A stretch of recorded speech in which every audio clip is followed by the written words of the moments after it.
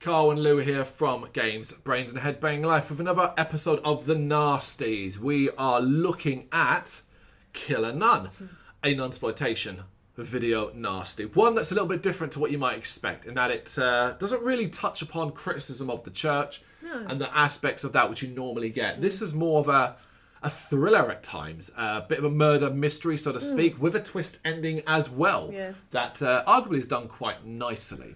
Released in 1979, directed and co-written by Giulio Berturi and co-written by Alberto Tarallo. It stars Anita Ekberg, Joe D'Alessandro, Lou Castell and Aldi Valli. The film, this is a surprising element, the film is loosely based on the true story of a woman called Cecile Bombeck, a middle-aged nun who committed a series of murders in a geriatric hospital in Wettern, Belgium in 1977. So, very close to the time it actually happened as well. So, 2 years after, yeah. So, again, that what might have caused it some trouble as well? Here's the thing. This is one of the nasties that really doesn't have a lot in regards to controversy. It was released with 13 seconds cut in 1993 and released completely uncut as of 2006. The movie, unsurprisingly, was not one of the prosecuted ones.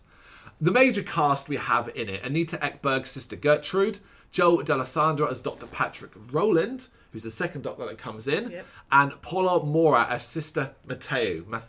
Although she calls her something different, she calls her Matthew, and it's like Matthew, the way she talks about it. Yeah, but it's Matteo.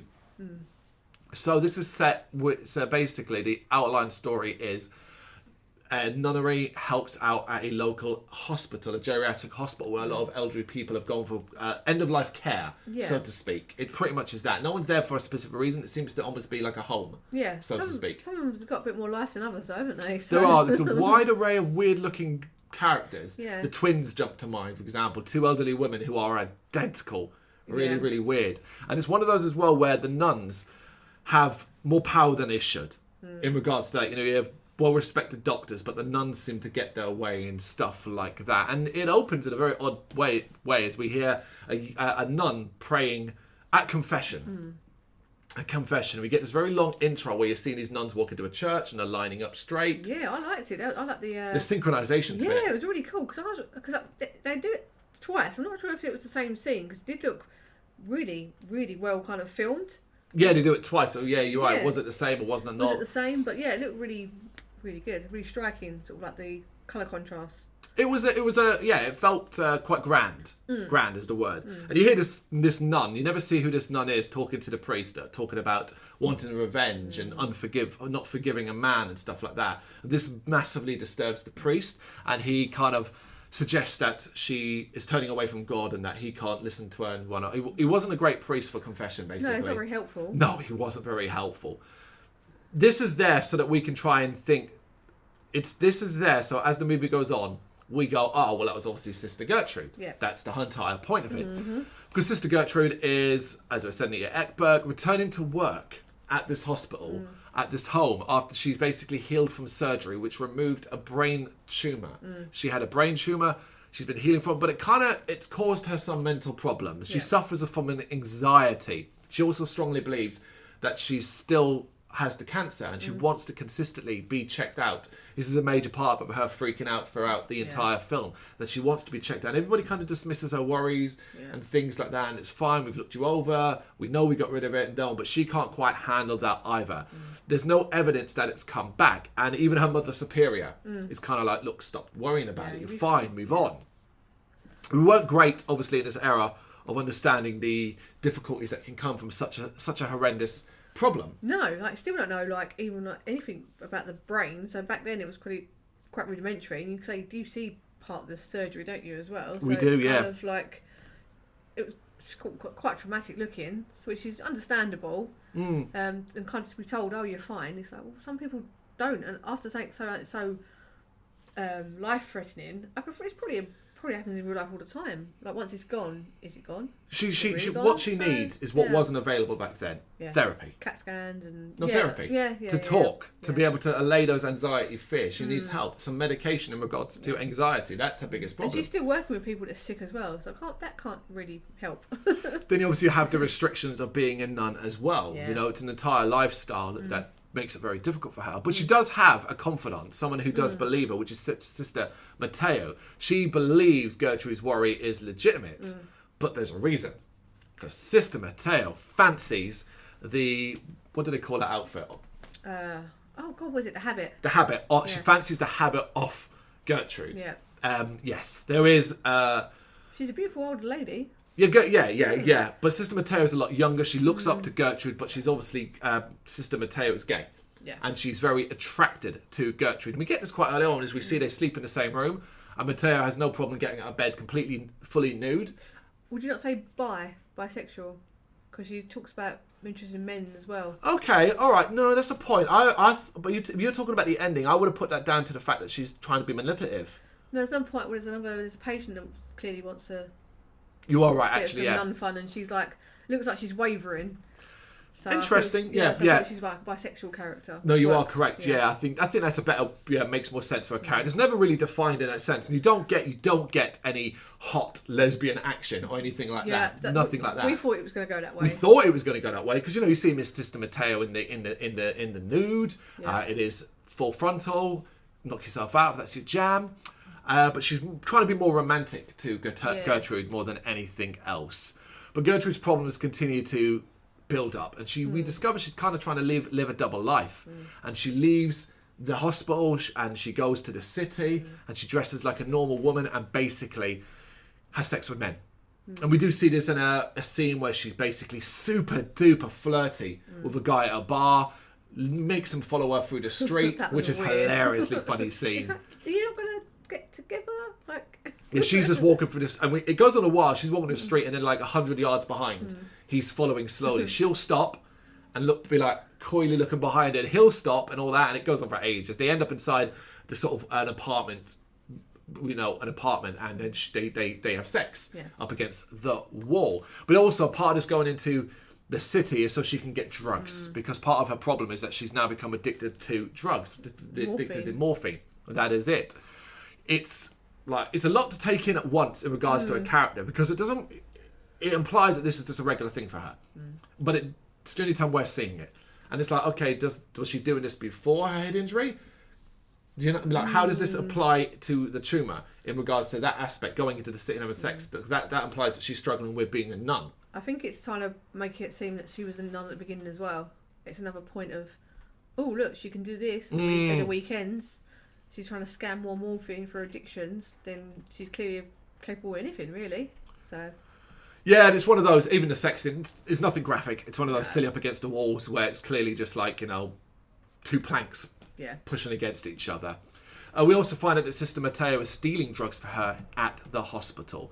And continuing all these issues, Gertrude, when she comes back, we do a lot of time jumps as well. There's no real definition of how long certain times have been or how long the events take place. But Gertrude begins to mistreat patients in and around the hospital. Just cruel behaviour. She likes to read from a particular book, the Bible, and she reads the more extreme stuff, the scary stuff, fire and brimstone. You'll be boiled in oil at dinner time, isn't it? One of them, where it's dinner time, so she's reading about, you'll be punished, you'll be boiled in oil, they're trying to have the dinner, there's soup and bread. Yeah. And one lady gets a bit distressed and she takes her teeth and smashes them. Yeah, the woman leaves her teeth on the table. That's pretty rank, but a bit extreme that she comes and takes them and Gertrude smashes them on the floor. Quite a lengthy scene where she just like trashes her teeth, and obviously the woman's really distraught because the woman in charge is bullying her, really. Yeah, it's cruelty. It's cruel behaviour. She does, after she's done it, she realises, she's like...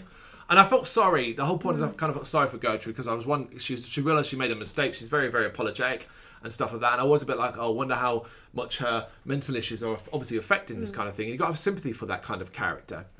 But her behaviour gets the attention of the head doctor, who's kind of beginning to question it and stuff like that. But Gertrude, because she has a lot of sway, somehow managed to get him fired. Yeah. I found that absolutely staggering. This was part I did not like.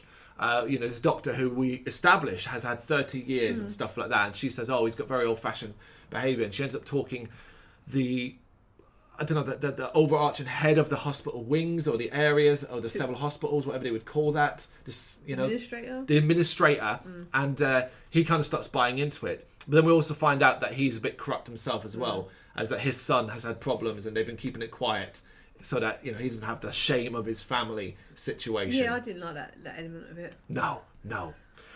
But we have to get somewhere, because at this point you might be thinking, well, where is this a horror movie? This is all just shitty cruel behaviour. Yeah, and you're expecting things to happen, and it starts to, as Gertrude, in a drug-induced state. And part of probably what caused this film to get attention was the fact that you do see drug use in this. You don't see needles go in an arm, so to speak, but you do see the before and after effects. There's a particular scene later on where you see a ton of track marks up an arm, quite bloody track marks, and you often see her getting the equipment ready, the syringe, the drugs, getting getting the vein ready and stuff like that. But while she's in a drug-induced state, we see that a patient is being bludgeoned to death with a lamp.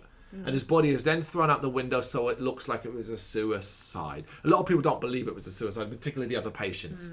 And they actually suspect it was Gertrude quite early on, which kind of causes them to treat her differently and push back against her behaviour. We quickly established for us, though, that it was probably Gertrude. Because Matteo comes to Gertrude, and she has Gertrude's veil covered in blood that was used to wrap his face. And she basically says, look, this is yours. Obviously you did it, but I'll not implicate you. I'm your friend, so I will stand by you. Gertrude rightfully is quite upset. She doesn't remember it. No. She doesn't remember doing this. And this is quite an early scene where you're like, there's something there. Yeah. There's something there. Moving on, we get a lot of stuff where it's kind of Gertrude talking with patients. Matteo, you talk about Matteo and the other patient flirting.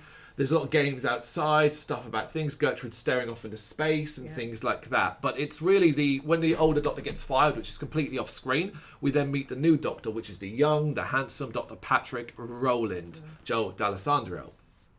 And he arrives and he makes an impact straight away. Yeah. As him and Gertrude do not see eye to eye. Yeah, he's like, something's fishy here. I think it's more the fact that he's a young guy, and he's probably one of those that was thinking the church should not have this much influence when it comes to science and care. Yeah. Well, there is afterlife care, and it can be great from that. Sometimes the rules of perhaps a nunnery back in those days did not mesh well with patient care. Yeah. It's a bit like square, circle, block, not quite working. But during a rainstorm that night, Gertrude actually witnesses probably one of the most disturbing scenes you'll ever see, which is a very elderly male patient in a wheelchair getting a blowjob from an orderly and then having sex with her outside in the rain. Yeah, that was that. That was so fucking weird. That was more full-on scene in the whole, most full-on sex scene in the whole film. You see nothing except some tits and arse. Yeah. But basically, it's the fact that she goes from head under under the blanket on his crotch. You're like, okay, and then she's like sitting on him. Yeah. Facing frontwards, reverse cowgirl, that kind of thing, and it's just like, and Gertrude's watching it, and we keep coming back to Gertrude's disgusted face, and then this face, and you're like. Okay. When's this going to end? Yeah, I don't see his face in pleasure. Oh, no. And then we sort of see that this patient, being suffocated, having cotton wool shoved down his throat to the point of suffocation. And then we see Gertrude waking up in her bed, and it's kind of like, was it a dream? Well, no. It's later the next morning, that man's corpse, is found lying in the grass. This all leads to, again, the patients are very suspicious. They don't like, because particularly Gertrude's behaviour towards them, and that kind of meshes up. But they have a prayer for Jonathan, but during that, Gertrude has a nervous breakdown. During that scene as well, we then see another patient, a female patient, being bound and gagged by someone we don't see. They've got gloves on. And this is one of the more graphic scenes. It's up close to her face, and it's more torturous than anything else. Needles are pushed into her face. Yeah. Scalpel cut along it. Yeah, because I think it's just what you need, though. We need some more. We need more from this film. We can't just have like the back and forth of, oh, Sister Gertrude, you feeling okay, and all the rest of it. We need to kind of ramp it up a little bit. And that's what starts happening. You start seeing the deaths, but again, not seeing her implicitly do it. There's no kind of shots of her face at the moment, so no, it does go a bit further with the implicating her, as we sort of see her come out of her nervous breakdown, drug-induced state as it were, and she's kind of rubs her face while wearing these rubber gloves, and there's blood on them, and these are the same rubber gloves that were being used to kill this person, so it's kind of like, well, there's your direct link. But again, she seems to have no memory of it at all. The body is obviously found, and everything starts to point towards Gertrude at this stage. Peter, who's one of the patients, he's got crutches.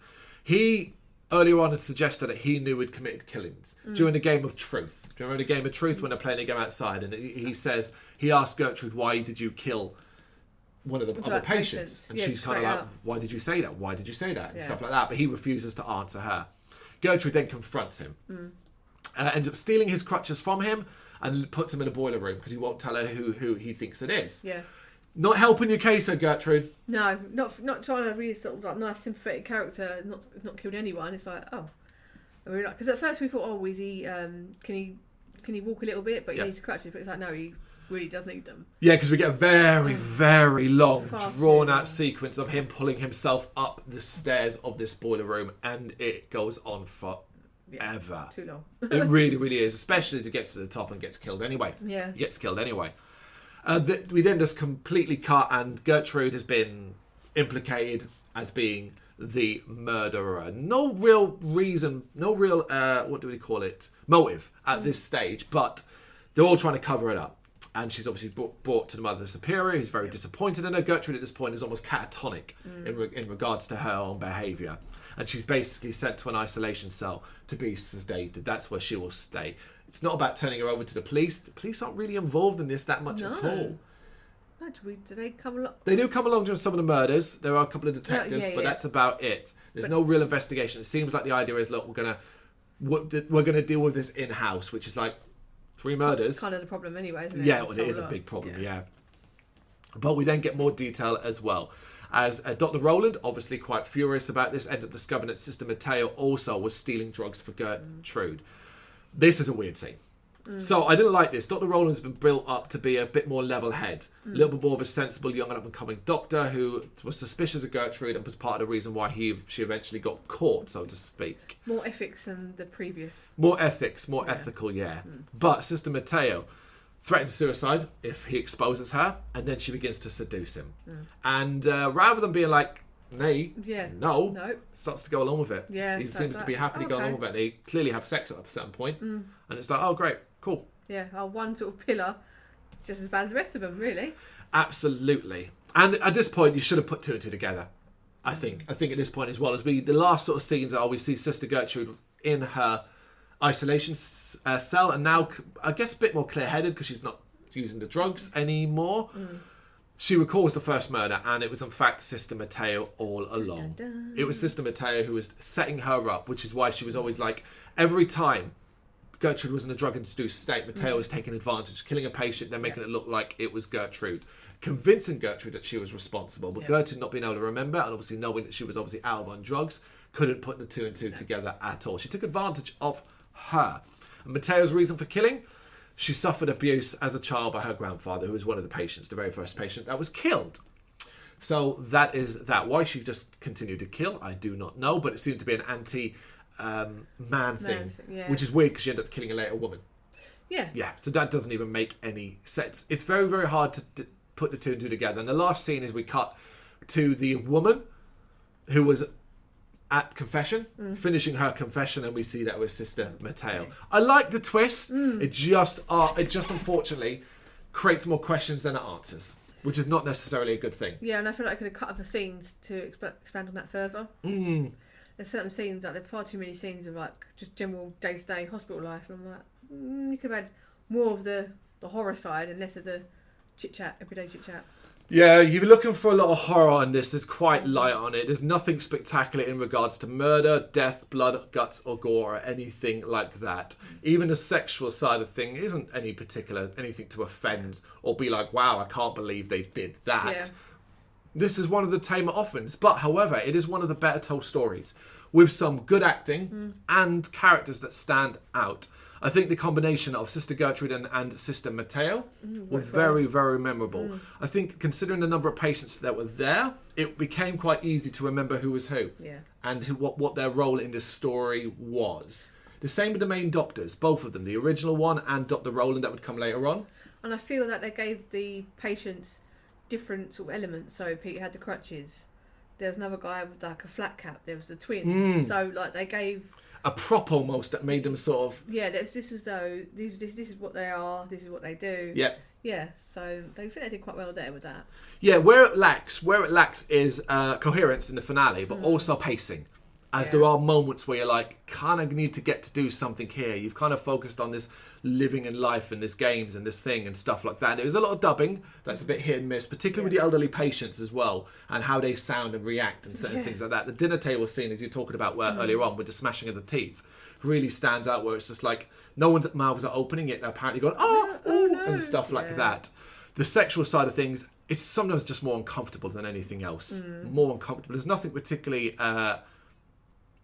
erotic about anything you see here. It's more like, this is just weird. But I do think the film does that really well. I think it starts off feeling uncomfortable and it keeps that all the way up to the end. Particularly, as I say, it touches so heavily upon interesting subjects like drug abuse, mental health issues, the care and behaviour of nuns and nunneries, and the mix between religion and doctoring and stuff like that. I don't necessarily think it meant to push the boundaries in that sense. No. It just did it by accident almost. Yeah, and I'll say it was a new kind of take on things. It wasn't just like it was sort of linked to her having a brain operation. And they actually showed that as well, don't they? And that was quite traumatic scene. That was quite well done, because they show you how awful it looks and stuff like that. Yeah. So rather than her just being bored of the faith, it was like she was having some real issues. Yeah, and the title doesn't really do it justice either. It's called Killer Nun, which is so blasé. When realistically, it's true, there is a killer nun. It's not done that way. Clearly, the director, the writers, and so on, what they wanted to do was create a murder mystery with that twist, and they achieved that element. I don't think I'd watch this again. No. I think it's a one-time only, and I think it sits squarely in the middle of the Nasties. E.g., I don't think it's the best, but I certainly don't think it's the worst. I think it's a competently made film. I like the location. Which is a lot for some of these films that we've seen, where it's just, you're watching, you're time counting, and you're like, oh God, this is over yet, because it's so unwatchable. Whereas this was like, okay, this actually got a story. Yep. I'm involved, I want to see the end of this film, rather than, oh God, this is just a slog. Yeah. So yeah, they say proper in the middle. Yeah, I think that's the perfect place for it to sit. But let us know what you think of it in the comments. Thank you very much for watching. You can check us out on gbhbl.com, as well as on Facebook, Instagram, Twitter and Tumblr. Go to Patreon to help us out over there. That's patreon.com/gbhbl, as well as Big Cartel, where you can find some of our merchandise. We have a podcast running on SoundCloud and Apple Podcasts. And of course, if you like this video, do us a favour, hit the subscribe button and help the channel grow. Games, horror and heavy metal. What else is life for?